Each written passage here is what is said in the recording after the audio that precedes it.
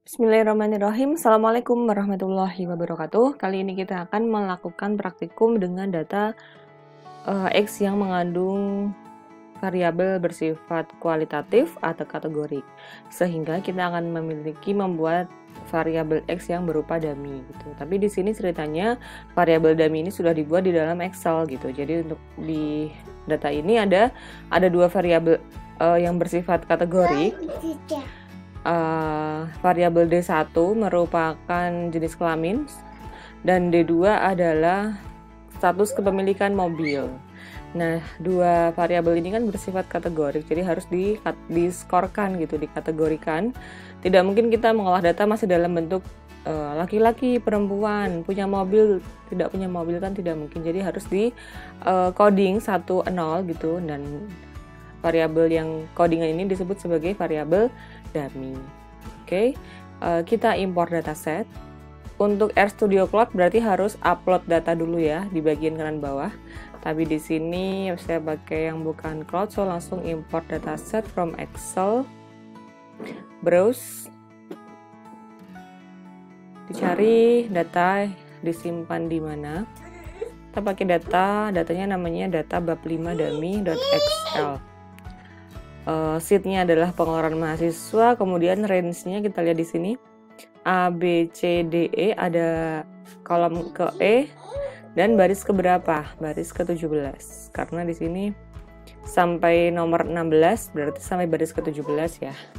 Kita tuliskan di sini range-nya A1 sampai E17. Tab. Nah, ini salah. E-nya kecil ataupun kapital sama saja ya.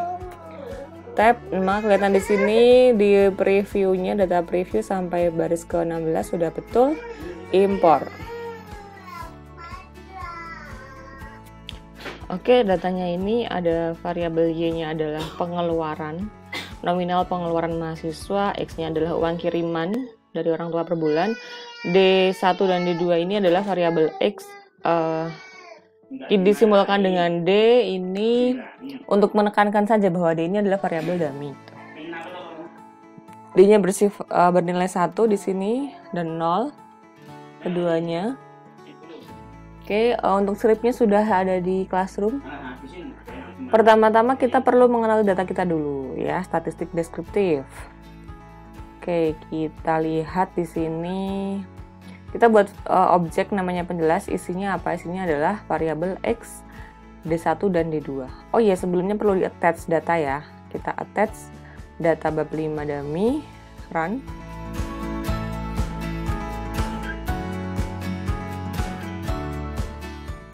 Kemudian penjelas.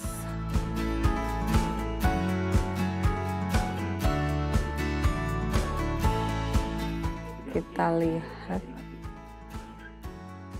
di sini tadi sudah kita bikin objek namanya penjelas, combine X D1 dan D2, lalu muncul di sini ya penjelas. Kita bisa lihat isinya adalah X, D1 dan D2 seperti yang kita inginkan. Oke, coba kita lihat summary-nya untuk penjelas, run. Di sini ada nilai minimum, maksimum, kuartil 1, kuartil 2, kuartil 3 dan juga nilai min. Nah, untuk variabel D1 di sini kan variabelnya kan antara 0 sampai dengan 1, jadi minimum maksimumnya pasti 0 dan 1. Begitu juga dengan D2. Untuk nilai rata-ratanya di sini 0,5. Berarti apa? Berarti seimbang ya laki-laki dengan perempuannya. Sedangkan untuk D2 di sini minnya 0,25, mendekati angka 0. Berarti kebanyakan mahasiswa itu nggak punya mobil dari responden yang kita dapatkan. Oke, ini juga table ini juga bisa digunakan untuk melihat berapa sih nilai D1, berapa frekuensinya. Tabel D1 keluarnya seperti ini. Tabel D2. Nah, untuk D1 di sini artinya apa nih? Berarti yang laki-laki, misalnya di sini laki-lakinya 1, perempuannya 0. Berarti perempuan laki-laki 50-50 ya, 8 orang. Di sini datanya cuma ada 16 sampel, tapi kalau teman-teman mau penelitian minimal paling enggak 30 atau 50 lah minimal ya. Oke, kemudian table ini juga bisa dilihat cross tabulasi antara dua variabel kategorik secara sederhana. Bentuknya bukan tabel yang bagus gitu, tapi ini bisa kelihatan bahwa untuk D1-nya 0 berarti perempuan, dan D2-nya 0 perempuan dan nggak punya mobil ada berapa? Ada 6 orang. Perempuan yang punya mobil ada berapa? Ada 2 orang. Berarti ini seimbang ya, perempuan laki-laki masing-masing untuk yang punya mobil sama nggak punya mobil nih proporsinya sama.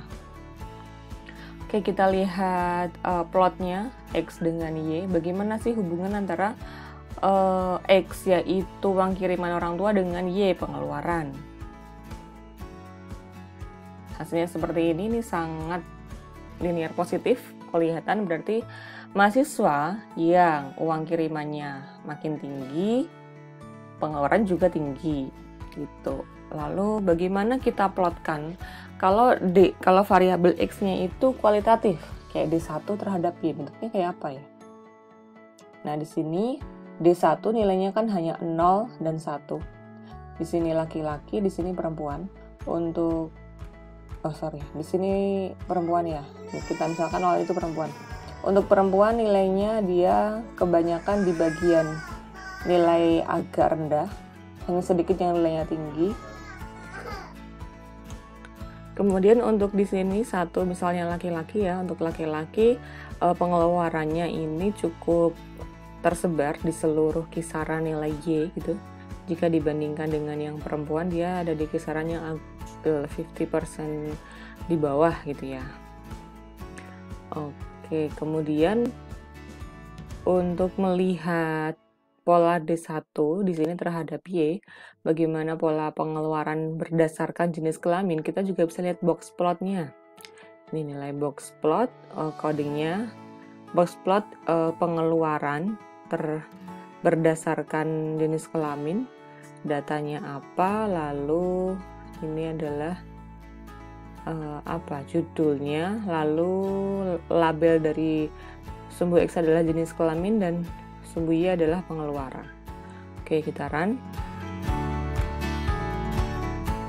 Dari sini untuk jenis kelamin 0 ternyata seperti hipotesis kita sebelumnya di sini ya, untuk yang gender 0 dia tersebar agak ke bawah nilainya, dan kelihatan di box plot di sini garis ini adalah garis rata-rata, dia memang lebih kecil daripada yang jenis kelamin 1.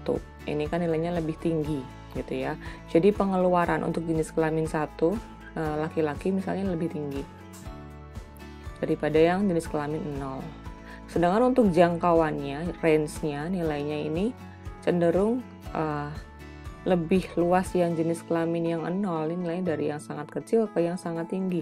Dan untuk yang jenis kelamin 1 juga. Tapi di sini ekornya lebih panjang, yang ekor ke kanan untuk yang jenis kelamin 0 gitu ya. Untuk yang jenis kelamin 1 dia cukup seimbang kanan kirinya.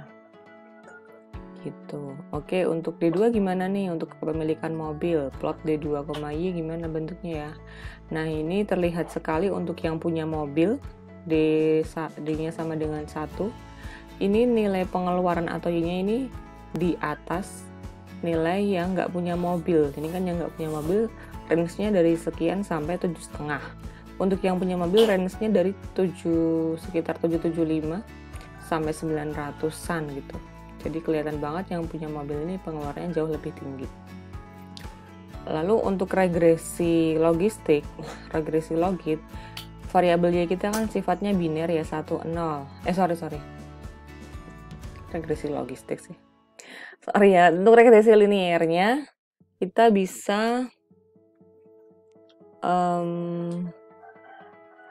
membuat, ini contoh sebelumnya, ini contoh membuat garis regresi. Kalau kita punya satu variabel X bersifat numerik gitu, tadi kan kita sudah punya plotnya di sini ya. Kita mau bikin garis regresi. Ya, caranya dengan fungsi upline, AB line, dalam kurung nama objek hasil regresinya. Jadi kita regresikan dulu, misalnya namanya reg X, ini adalah regresi linear dari Y, dan variabelnya hanya yang uang kiriman. Ini run, kemudian AB line rect, ini run, maka muncul di plot kita X terhadap Y, dia akan muncul garis regresinya. Itu. Oke, lalu kita ingin mengeluarkan nanti misalnya hasil regresi, kan biasanya kita summary di sini ya, summary dalam kurung regresinya. Nah, kita sekarang pengen ngeluarin hasil dari regresi itu ke dalam file lain atau ke dalam nanti ke bentuk yang lebih enak untuk di copy gitu. Ini pakai package Stargazer, jadi ini diinstal dulu. Kalau saya sudah berarti tidak perlu install package, hanya sekali. Kemudian kita load library Stargazer.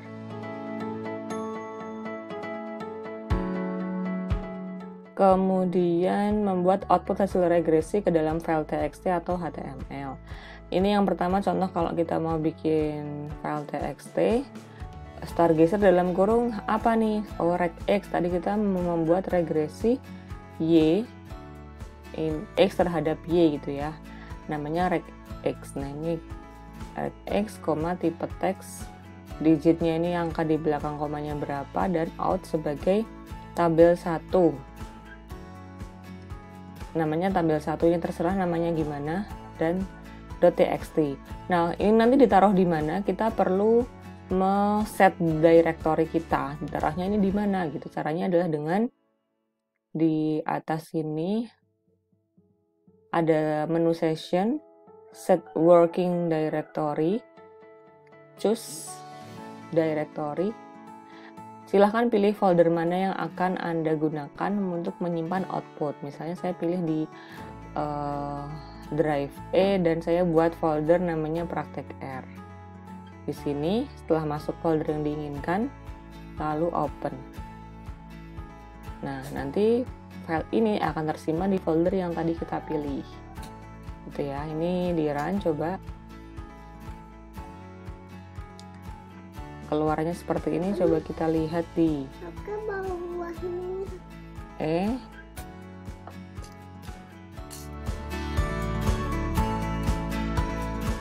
praktek R muncul tabel 1.txt ini ya, yang baru saya buat.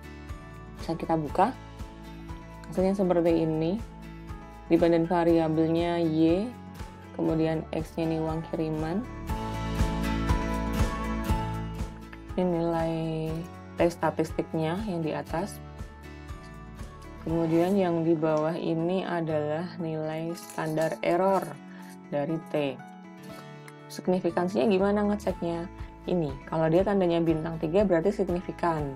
Signifikan dengan alfa berapa? Lihat di bagian bawah ini, note bintang 3 berarti P-nya ini, P-value-nya adalah 1%. Gitu.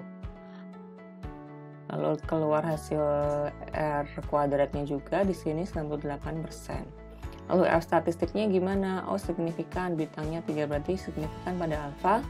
Di sini bintang 3, alfanya 1%. Kita juga bisa mengeluarkannya dalam bentuk HTML. Sini tinggal diganti saja di sini .htm-nya, run, maka muncul di folder kita tadi tabel 1.htm. Seperti ini hasilnya. Ini juga file ini kita bisa buka open with Word, nanti bisa muncul dalam bentuk tabel. Yang tabel.htm ini kita klik kanan, open with Word.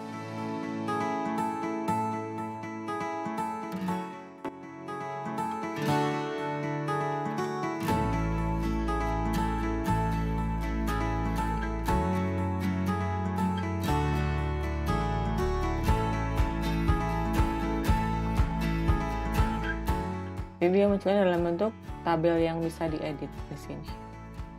Oke, hasilnya sama persis dengan yang di txt tadi ya. Oke, seperti itu untuk mengeluarkan output R ke dalam file lain. Kita kembali ke sini lagi. Oke, karena D1 dan D2 ini adalah variabel dummy, maka kita perlu ngeset variabel D ini kalau di data bab 5 ini kan D-nya ini dianggap sebagai numerik ya, sama kayak X sama Y. Nah, untuk menjadikannya dianggap sebagai faktor atau sebagai kategorik, ini perintahnya adalah sebagai berikut. Misalnya kita pilih, kita buat variabel namanya laki. Laki ini isinya adalah variabel D1 yang sudah dijadikan sebagai faktor, s.faktor. Ini kita run, maka muncul seperti ini. Coba kita print lakinya, isinya seperti ini, ada angka levelnya. Kalau cuma D1 ini nggak ada kata-kata level. Nah, di sini cuma barisan angka-angkanya apa aja isinya, tapi nggak ada levelnya apa, karena saat kita bikin laki ini dia menjadi faktor atau variabel yang kategorik dan levelnya apa, 0 dan 1 gitu. Oke, kemudian kita akan melakukan regresi OLS seperti biasa caranya. Coba kita buat 3 regresi ya. Regresi 1, kita satu persatu memasukkan variabel X-nya. Yang pertama Y terhadap X, kita buat namanya rek 1, run.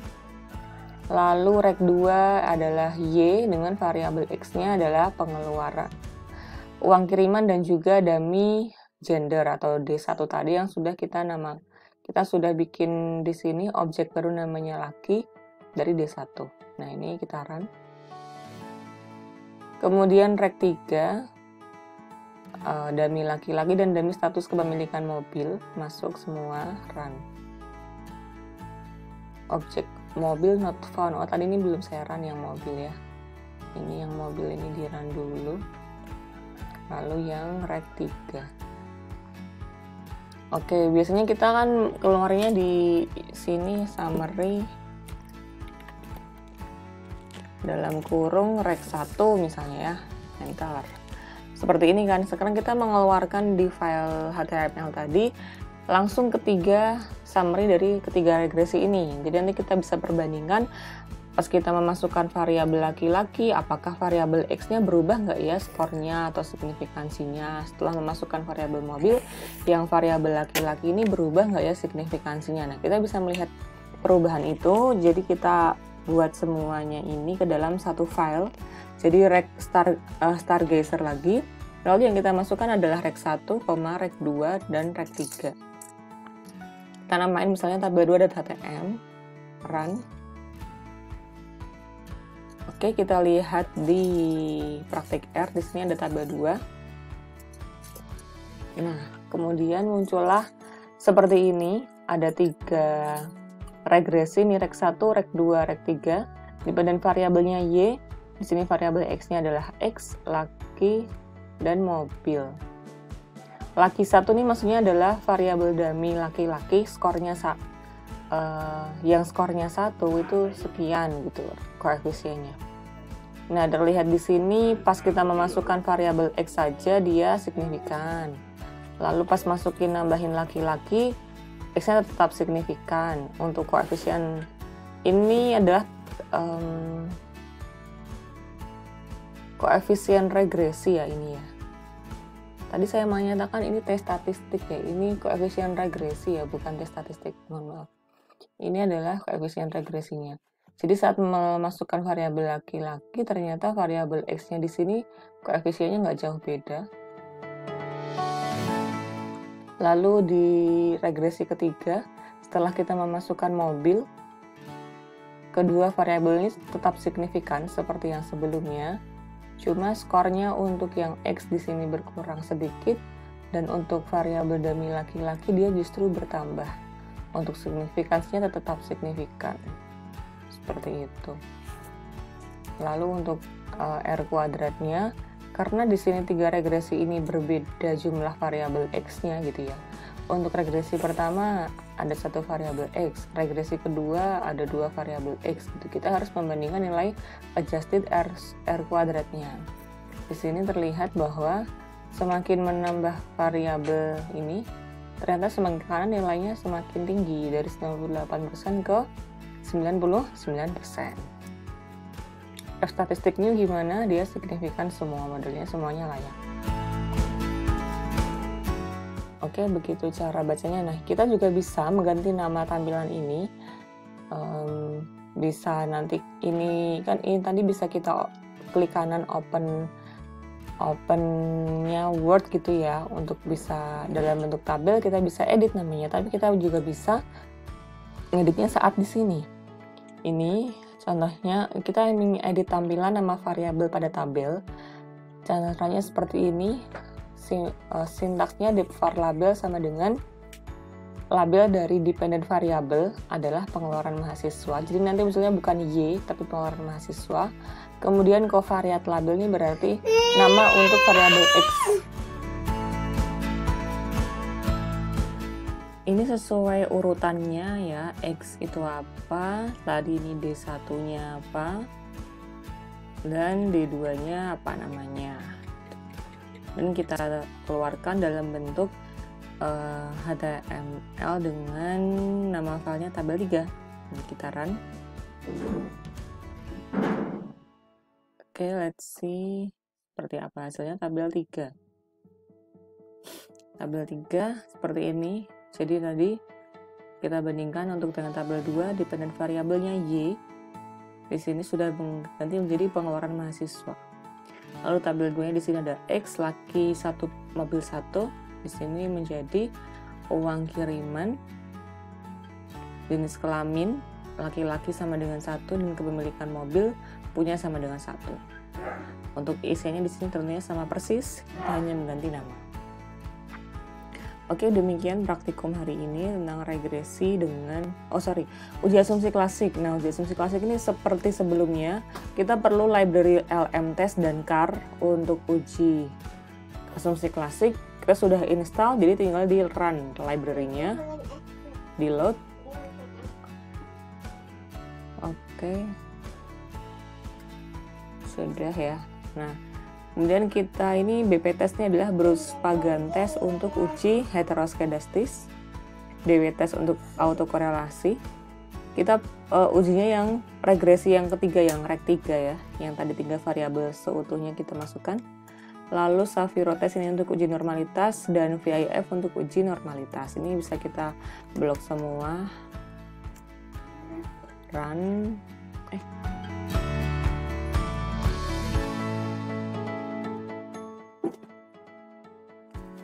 Oke, di sini BP testnya, BP value-nya lebih dari alpha, berarti tidak ada masalah heteros. Lalu DW testnya autokorelasi, BP value-nya lebih dari alpha, maka nggak ada masalah autokorelasi. Saviro testnya normalitas lebih dari alpha, BP value-nya berarti normal, distribusi residualnya. Dan terakhir VIF-nya di sini tidak ada VIF yang lebih dari 10. Semuanya kurang dari 10, maka tidak ada masalah multi-call. So, model regresi kita baik-baik saja. Oke, alhamdulillahirabbil alamin. Terima kasih. Wassalamualaikum warahmatullahi wabarakatuh.